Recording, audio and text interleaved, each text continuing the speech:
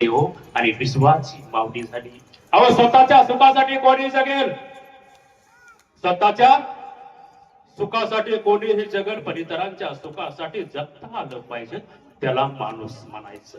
आपल्याला माणूस होता येणार नाही, आपल्याला संत होता येणार नाही, आपल्याला देव होता येणार नाही. आपल्याला काय करावं लागेल? आपल्याला वारकरी संप्रदायाचं पायीक व्हावं लागेल. मग त्याच्यासाठी काय करावं लागेल? आपल्याला एका कीर्तनामध्ये किमान एक तरी माळकरी व्हावा.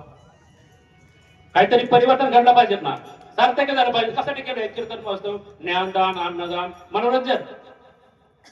आपल्या जीवनाचा उद्धार करून घ्यायचा असेल तर आपल्याला वारकरी संप्रदायाचे पायीक व्हावं लागेल. जर आम्ही आता जीन्स पॅन्ट घालून आलो असतो तर आम्हाला कीर्तन दिलं असतं कुणी?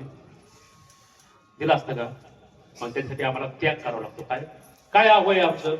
40 वय. महात्मा फुलेंचा जर फोटो, स्वतःचा फोटो जर नोटवर नसतात तर ती नोट चालते का? किती ताकद आहे. अण्णा हजारे धोत्रामध्ये उपस्थित बसले, संपूर्ण महाराष्ट्र हालतो, एवढी ताकद आहे धोत्रामध्ये. कमी लेखू नका. वारकरी संप्रदाय हा खूप मोठा आहे, खूप उंचीवरती. पण काय झालंय? आपला दृष्टिकोन बिघडलाय, पाहण्याचा दृष्टिकोन आज बिघडलेला आहे. तुम्ही मंत्री व्हा, खासदार व्हा, तुम्हाला माझी हा शब्द लागणार आहे. पण तुम्ही जर वारकरी संप्रदायाचे पायीक कीर्तनकार झाला, गायक झाला, मृदंगाचार्य झाला, तर तुम्हाला हा माझी हा शब्द लागणार नाही.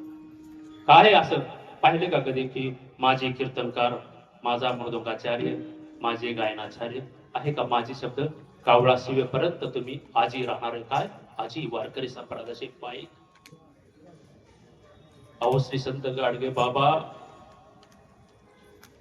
मन स्वच्छ करायचं नाही. निर्मळ मन काहीतरी साबण. जर आपलं मनच निर्मळ नसेल, किती लावा लक्ष, एक दिवस आपल्याला मातीत जायचंय फिक्स.